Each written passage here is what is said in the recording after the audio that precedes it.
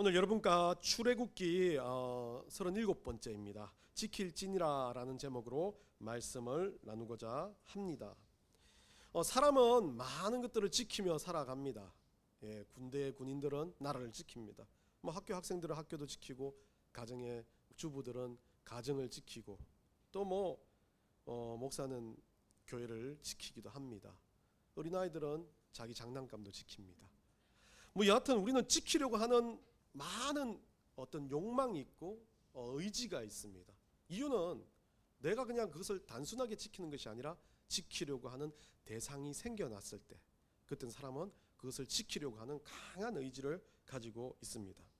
어떤 게시글에 이런 글이 있습니다. 신혼여행을 가는 두 부부가 앉아 있었는데, 이 남편이 스튜디오스가 너무 마음에 들었는지 몰라도 계속 물 갖다 달라 뭐 갖다 달라 시키니까 옆에 있는 이 신혼부부의 아내가 이제 화가 좀 난 겁니다. 그래가지고 막 계속 가지고 달라 하다가 그 성무원이 실수로 물을 좀 쏟았습니다. 그래서 성무원이 막 닦아드리면서 막 호들갑스럽게 이야기하니까 그 성무원이 그 여자 부인이 딱 그럽니다. 자꾸 그러지 마세요, 우리 남편한테 라고 이야기하면서 뒤에는 우리 남편을 좋아하는 것 마냥 그렇게 이야기를 했다 그럽니다. 성문이 화가 나서 이 글들을 이제 게시판에 올려놓았는데, 이 게시판의 제목은 오징어 지킴입니다. 이 게시판을 막 읽었던 사람들이 이 내용은 그냥 그 내용인데, 이 성문이 너무 자기도 너무 막 힘들었다, 진짜 그런 의도가 아니라 자기는 서비스를 했는데 이 아내분은 질투심을 가지고 이야기하더라라고 이야기하는 그 댓글에 이 한 분이 그렇게 적었습니다. 그 남편분이 그렇게 호감형이냐고, 진짜 마음에 들었냐고. 그러니까 성모원이 절대 아니라고 그렇게 적으니까 이 옆에 있는 그 밑에 댓글에 한 분이 우리가 소위 많이 쓰는 단어로 그런 오징어는 다발로 줘도 받지 마세요 이렇게 적었습니다. 그러면서 한 분이 더 댓글로 적었습니다. 그 안에는 오징어 지킴이시네요 라고 이렇게 적어놓은 걸 봤습니다. 여하튼 그냥 이 사람들의 일상의 대화를 이야기해서 남을 비하하는 말이지만, 그 안에는 어떻습니까? 이제는 아내라고 해도 남편이라는 존재가 내 남편이다라는 책임감이 생긴 거고, 지켜내야 될 대상이 됐기 때문에 그러는 거죠. 만약에 그냥 남자친구만 돼도 그럴 텐데, 이 남편이라는 그 개념 때문에 더욱더 지키려고 하는 마음이 생긴 겁니다. 대상이 생긴다면 우리는 지키려고 하는 겁니다. 우리는 어떤 것을 지키고 살아가고 있습니까? 우리 삶에서 지켜야 될 것이 참 많이 있지만, 우리가 그리스도인이라는 그 이름을 받았다면 우리는 무엇을 지켜야 됩니까? 가장 중요한 핵심은 하나님의 말씀을 지키는 겁니다. 우리가 하나님의 말씀을 지켜서 살아갈 때는 정말 그리스도인이라 칭할 수 있는 그런 존재가 되지만, 하나님 말씀 없이 산다면 우리는 그리스도인이라고 할 수 없는 존재가 되어버리는 겁니다. 성경 안에는 무수한 말씀이 있습니다. 그 말씀이 때로는 그냥 옛날 이야기로 들리기도 하고, 그 말씀이 때로는 정말 내가 목숨을 걸고도 지켜야 할 말씀인 것처럼 느껴질 수만 있다면, 우리가 성경을 그냥 단순한 이야기나 소설처럼 느끼는 것이 아니라 하나님 말씀으로 지켜드릴 수만 있다면 그것이 진짜 능력이 되고 역사가 되는 것입니다. 오늘 우리 본문은 여러분들 보시는 것처럼 절기에 대한 이야기를 하고 있습니다. 이 절기를 세 가지로 압축하고 지키라는 명령을 하고 있습니다. 오늘 이 본문을 통해서 저는 우리가 무엇을 지켜야 하는지, 우리가 어떤 것을 지키며 살아갈지를 한번 생각해 보려고 합니다. 이 본문에서 말하는 이 지키라는 이 절기라고 하는 단어는 우리가 말하는 명절과 같습니다. 설, 추석 같은 명절들이죠. 근데 오늘 이스라엘 민족들은 세 가지 절기를 이야기를 하고 있습니다. 한국은 많은 절기가 있습니다. 여러분들 아시겠지만 한국은 정월 대보름부터 시작해서 단오, 추석, 동지 이렇게 막 여러 가지 절기가 있는데, 이 명절들이 시작되었다는 유래를 이야기할 때는 농가 원령가에서 왔다라고 그렇게 이야기들을 합니다. 거기서 추석 명일을 지키라라고 추석 명일을 쉬어보세라는 그런 문장에서 추석이라는 그 명일, 그 명일에서 명절이 나온 겁니다. 명절을 지키며 살아갑니다. 결국 우리 한국에 있었던 이 우리가 지키고, 우리가 알게 모르게 지키고 제사도 지내는 이 명절은 단순하게 농사를 지었던 예전에 그들의 풍요를 기원하는 마음과, 또 그들이 가지고 있는 삶의 터전에서 뭔가 힘들고 어려운 삶에서 한번 모여서 같이 음식을 나누는 그런 것에서 유래되었다고 보면 좋을 것 같습니다. 소위 말하는 우리가 말하는 정월 대보로는 여러분도 잘 아시죠? 1년의 풍년을 기원하면서 달집을 태우면서 소원도 빌고 하는 그런 시기입니다. 그리고 여러분들 아시는 것처럼 단오는 우리가 잘 숨기진 않는데 요 5월달 정도에 수린날 모내기를 끝내고 풍년을 기원하며 제사를 드리는 겁니다. 그리고 여러분들 아시는 것처럼 추석, 우리가 말하는 모든 것을 추수해 가지고 드리는 추수감사절과 같은 시기. 그리고 동지 같은 경우는 겨울을 시작하기 전에 마지막 남은 것들을 가지고 겨울을 잘 나기 위해서 채워지는 시간들. 그렇게 여러 가지로 이야기하면 우리가 가지고 있는 명절들은 대부분 사람들이 살아가는 먹는 것, 이 일종의 살아드리는 생명에 대한 부분에 상당히 강한 것을 가지고 있다 보니까 이 생명을 유지하기 위해서 먹는 것, 농사 짓는 이 풍년에 대한 기원을 가지고 제사를 지내고 의식을 하는 형태였습니다. 그러다 보니까 제사라는 개념이 그때 들어온 거죠. 유교에서 말하는 제사뿐만 아니라 우리가 과거에 신들한테 드리는 물 한 그릇 떠놓고 드리는 의식 자체도 제사가 되어서 거기 속에 무언가를 바라는 마음이 들어갔다라고 해서 제사가 되어지는 겁니다. 그래서 이 제사를 우리 오늘날에 있는 사람들이 상당히 혼동을 하는 게 제사가 꼭 종교의식과도 같기도 하고 제사를 통해서 뭔가를 그 사람들이 무엇을 드리는지에 정확한 의지나 목적과 방향을 모르면서 그냥 해왔기 때문에 제사를 드리는 경우가 참 많이 있습니다.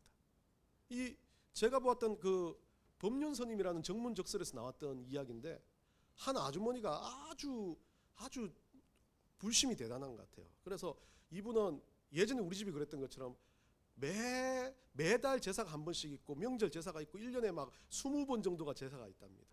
그래서 이 어머니가 막 너무 힘든 게 제사를 지내는 거죠. 그러면서 이 법륜스님한테 묻습니다. 제사를 좀 어떻게 지내면 맞겠냐고 그렇게 운을 뗍니다. 그러니까 법륜스님은 그냥 제사를 지내면 된다라고 이야기합니다. 근데 이 아주머니는 지금 제사를 조금 줄이고 싶은 마음이 강한 겁니다. 그래서 제사를 어떻게 하다 그렇게 이야기하니까 법륜스님이 묻습니다. 지금 나한테 질문하는 이유는 제사를 줄이고 싶은 거 아니냐고, 힘들기 때문에 제사를 통합시키고 한 번에 드리거나 이렇게 하고 싶은 거 아니냐고, 그렇게 하라고. 그러니까 또 그러면 뭔가 찝찝하고 조상이 어떻고 막 이상한 소리 한답니다. 법륜스님이 그렇게 말합니다. 그러면 지금 벌써 마음을 정해놓고 온 거 아니냐고, 나한테 왜 묻냐고. 그러니까 이분이 그래도 자기는 못 정하겠는데 법륜스님이 말해주면 그대로 할 것 같다고. 그러니까 이 법륜스님이 뭐하고 웃으면서 내가 정해주는 게 아니라 마음을 정해놓고 왔는데 내가 정해준들 뭔 소용이 있냐고, 그대로 하라고. 그러니까 그렇게 이야기를 끝내는 장면을 봤습니다. 법륜스님 자체도 제사를 지내는 것 자체가 제를 지내서 조상을 섬긴다는 개념이 아니었습니다. 간소화해라, 하고 싶은 대로 해라, 네가 마음이 편하려면 정성을 다해라 라고 이야기하고 있습니다. 그분도 어떻습니까? 찝찝하지만 제사의 목적을 모릅니다. 제사를 왜 지내야 되는지, 제사를 안 지내면 뭔가 안 좋아질 것 같고, 제사를 잘 지내면 막 자식들이 막 풍성할 것 같고, 그 중간에 무슨 말이 나오냐면 음식을 많이 차린답니다. 다 여러분들 아시잖아요. 머리는 동쪽으로 가고 뭐를 챙기고 뭐를 해야 되는 것, 제사를 지내보신 분들은 아시잖아요. 막 쌓아야 될 게 너무 많습니다. 그런 걸 다 한답니다, 매달. 그래서 너무 힘들다는데, 그러면 법륜스님 그때 딱 물었던 질문이 그거예요. 그때 와서 조상들이 와서 먹는 거 봤냐고. 그래서 못 봤다고. 그럼 누가 먹냐고. 난 제사 끝나면 우리가 먹는다고. 당신들이 먹을 거면 당신들이 줄여서 하면 되지 않냐고 라고 이야기를 합니다. 결국 이 제사에 대한 의미를 법륜스님도 그냥 먹고 마시고 하는 것, 누군가를 향해서 의지를 표현하는 것이 아니라 이 법륜스님은 제사 자체가 가족의 모임으로 국한시켜버린 겁니다. 절에서 드리는 것도 마찬가지인지 모르겠지만 우리는 이 제사의 간소화 통합 이런 것의 이야기가 아닙니다. 단순한 이 제사를 왜 지낸지 목적도 모르면서 많은 사람들은 거기에 목숨을 메고 있는 겁니다. 안 하면 찝찝하니까. 그게 우리의 오늘 전통이 됐고 명절이 되어버렸습니다. 그런데 이 성경에서의 명절은 다릅니다. 뭐라고 되어 있습니까? 오늘 이 성경에 우리 한국의 명절과 달리 오늘 이 명절은 우리 하나님께서 제시한 것이고 하나님 받으신다고 했고 하나님 지키라고 명령을 했고 어떻게 지켜야 될지 정확한 명령을 한 겁니다. 누구를 향해서 이 명절을 지키는 거냐라고 물으면 하나님을 향해서 지키는 거다. 누굴 향해서 제사하는 거냐? 하나님을 향해서 제사하는 거다라고 정확히 명시되어 있기 때문에 이것은 어때요? 제사와 다른 겁니다. 세상이 말하는 제사와 다릅니다. 이 제사는 무조건 지키고 무조건 해야 될 그런 명령이라는 것을 우리가 기억을 하면서 오늘 본문의 이야기를 가지고 우리가 이 제사를 어떻게 우리 삶에 적용할지를 한번 생각해 보면 좋겠습니다. 14절 봅시다. 14절을 보면 이 매년 3번 4개 절기를 지키라. 많은 거 요구하지 않습니다. 3번 절기를 지키라고 되어 있는데 이게 참 재미있는 히브리어 단어는 오늘 우리는 3번 4개 절기를 지킬지니라라는 이 내용을 이야기할 때 원문은 3번이란 단어를 이 쉘로시 레갈림이라는 이 두 단어로 쓰고 있습니다. 단순히 오는 3번은 우리는 한 단어로 되어 있는데 원문에서는 두 단어인데요. 이 3번이라는 말에 뭐가 들어가 있냐면 오늘 우리 번역에는 들어가 있지 않지만 이 3번이란 3이라는 샬롯이라는 단어에다가 레갈림, 걷는 방향, 행보, 걸음걸이, 걸음이라는 제목, 걸음이라는 명사를 집어넣어서 3번의 행적, 3번의 걸음이라는 단어를 이야기하고 있습니다. 한국 번역은 그냥 3번을 이야기했지만 원문에서 이것을 3가지 방향, 3번의 행적이라는 이야기를 둔다는 건 그만큼 중요한 이것은 그냥 단순한 3번이 아니라 3번의 방향성을 이야기하고 있습니다. 3번을 어떻게 나아가야 하냐? 그게 지켜야 될 것인데 이것이 3번에 지켜내는 행적이기도 하겠지만 어떻게 지켜내는지가 중요하다는 것을 이야기하고 있다는 겁니다. 절기라는 이 단어도 하그라는 단어를 쓰고 있는데 여기서 하가그라는 단어로 해가지고 절기를 지킬지라도 한 단어입니다. 절기 이꼴 지킨다는 겁니다. 그래서 하가그라는 단어를 쓰고 있는데 이 절기를 지키는 것은 원래 이 절기라는 원전의 뜻은 제사, 축제, 희생제물이라는 뜻인데 이 절기의 말에는 감사함이 넘쳐나고 축제가 있고 어떤 희생제물이 넘쳐나는 것을 어떻게 해요? 지킨다라는 뜻입니다.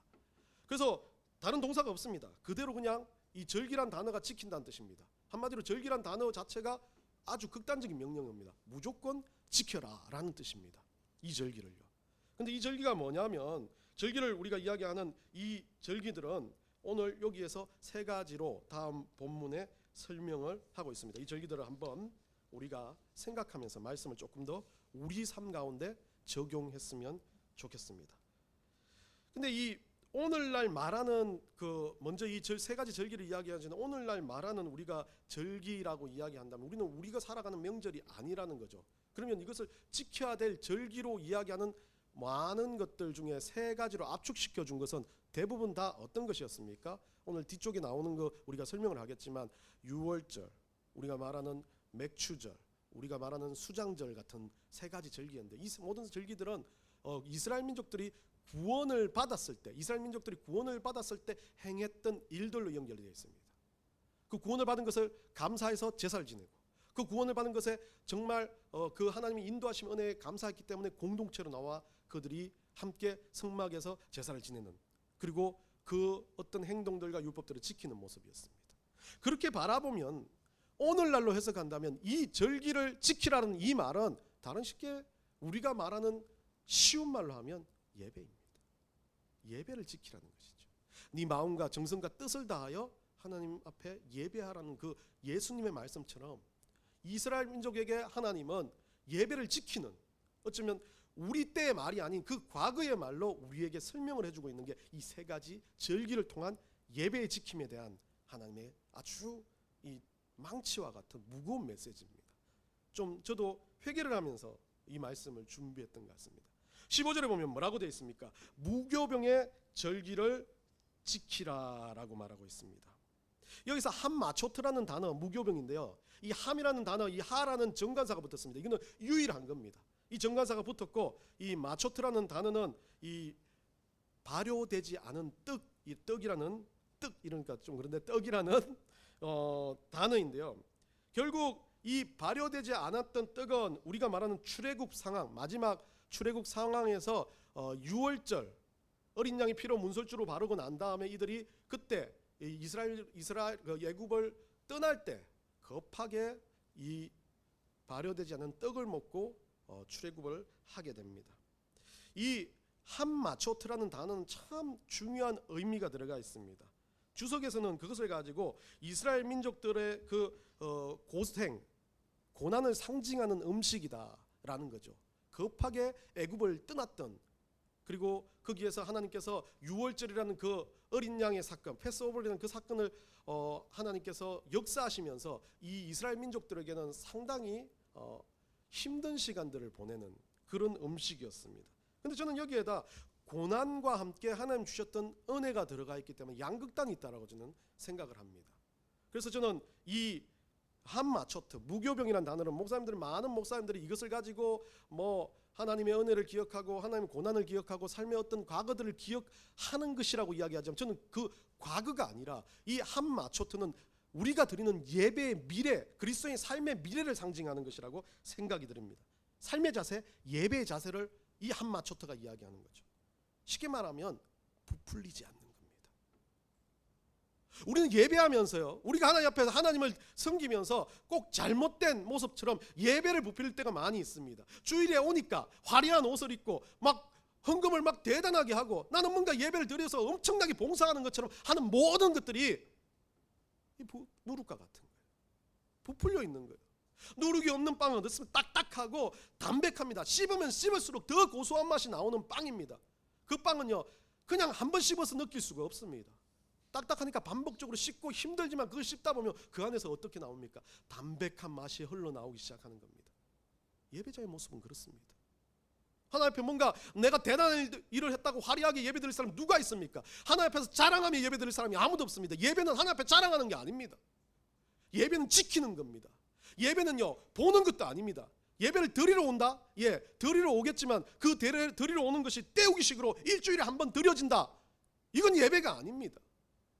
예배는 지켜내는 겁니다. 예배는 하나님 앞에서 그것이 우리에게 명령하신 거니까 시간을 지키고 마음을 지키고 모든 것을 지켜서 담백한 내 삶을 주님 옆에 드리는 것, 그것을 예배라고 하는 겁니다.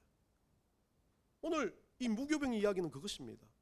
이스라엘 민족의 고난과 아픔과 은혜를 상징하지만 우리 가운데서는 그 누룩 없는 딱딱한 빵이 우리 하나님 앞에 드려질 삶의 자세, 예배의 자세라는 것을 알려주고 있다는 것입니다. 아비벌이라고 이야기하는 것은 이스라엘 민족에게는 1월 1일 시작을 이야기합니다. 그 출애굽 시기로부터 이들은 모든 세상이 바뀌었다. 그리고 모든 자기들의 삶이 그 유월절 패스오버 사건 때문에 인생이 바뀌고 모든 것이 바뀌었다 해서 그들은 그 날을 1월 1일로 봅니다. 아비벌이라고 합니다. 근데 태양력으로 봤을 때는 3월에서 3, 4월 근처입니다. 그때부터 이들은 어떻게 했습니까?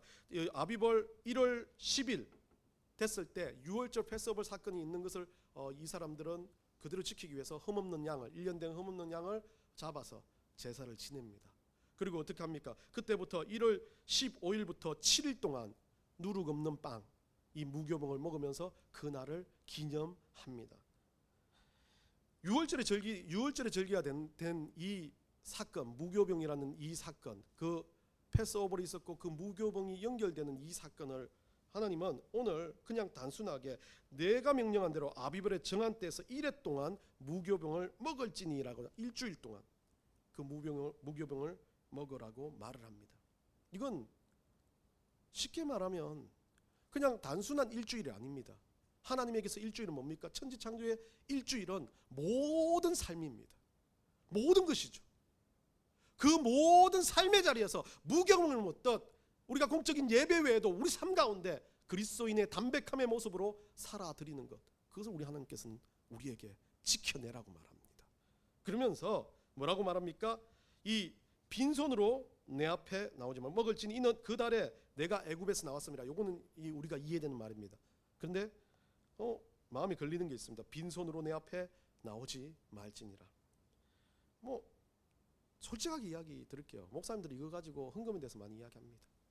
예, 하나님 앞에 드려지는 거 당연히 맞을 수도 있습니다. 문자적인 그대로는 하나님 앞에 마음과 정성, 헌금에 대한 이야기가 됩니다. 근데 그것보다 더 중요한 거, 주석에서는 그렇게 말합니다. 이 레캄이라는 단어를 쓰는데, 빈손이라는 단어, 이 레캄이라는 단어는 손에 가진 것이 없는 이라고 되어 있는 의미에서 헛되이, 공연히, 성급하게라는 뜻을 가지고 있습니다.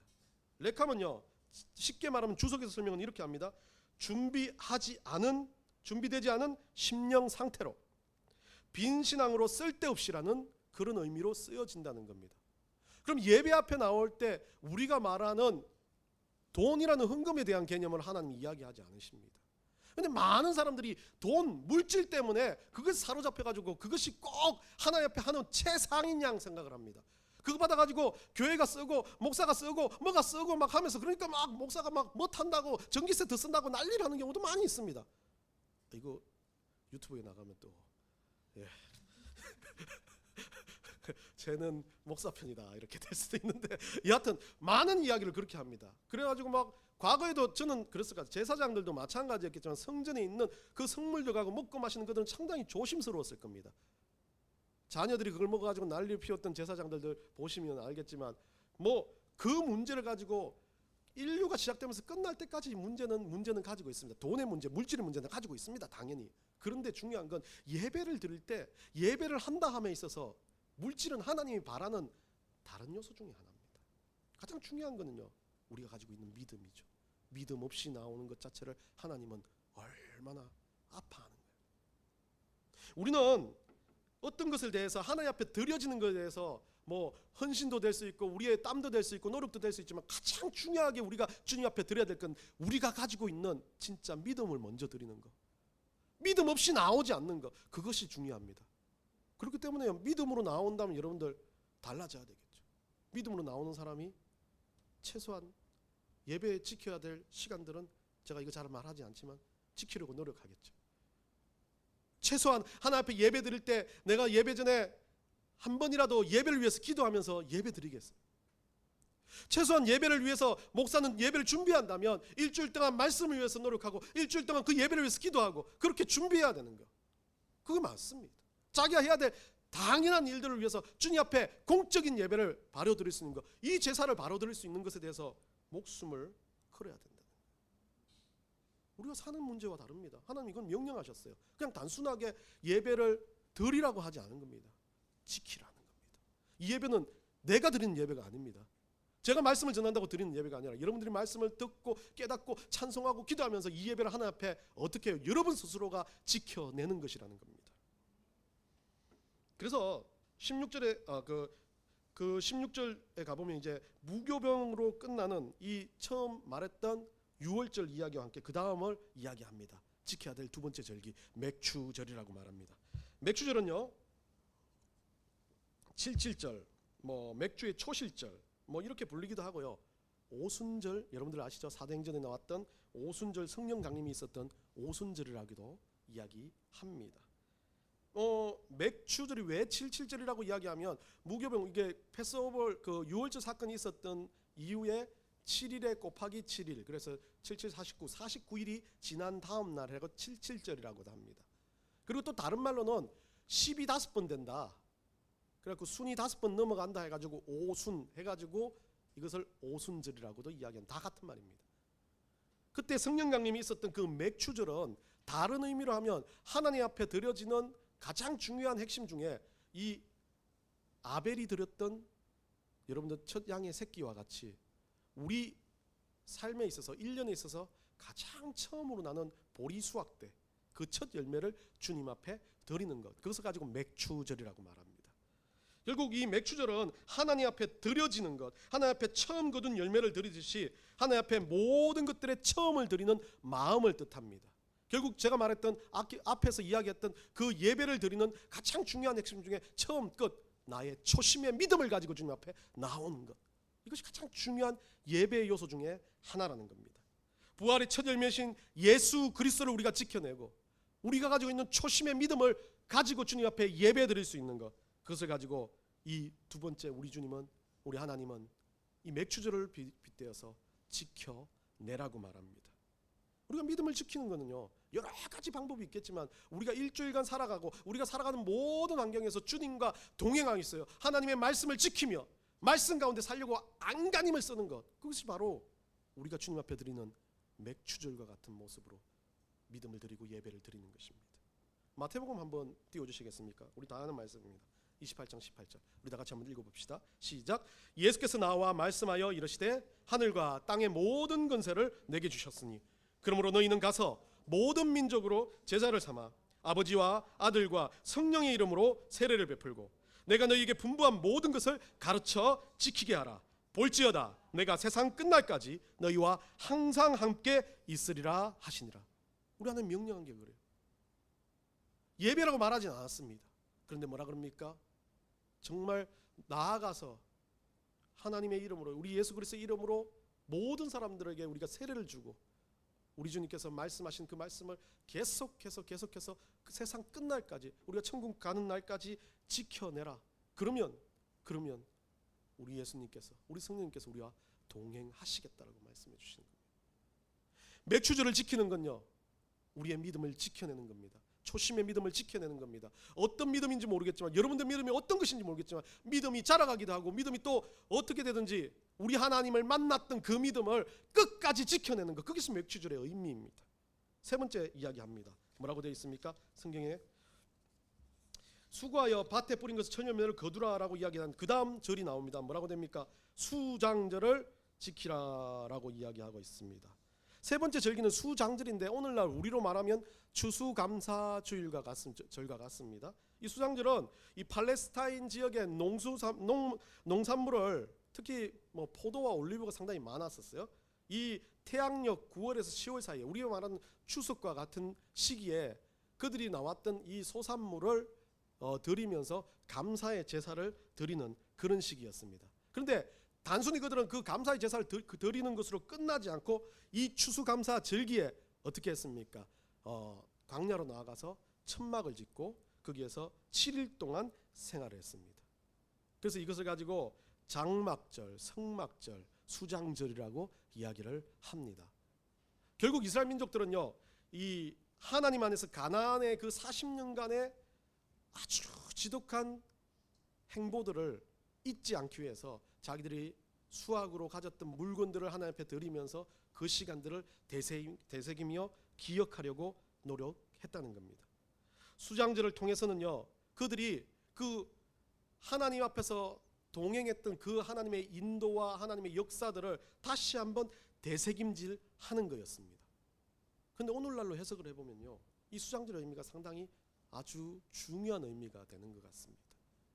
하나님을 사모했던 그들이 하나님의 인도하심을 경험하고 스스로 뭘 합니까?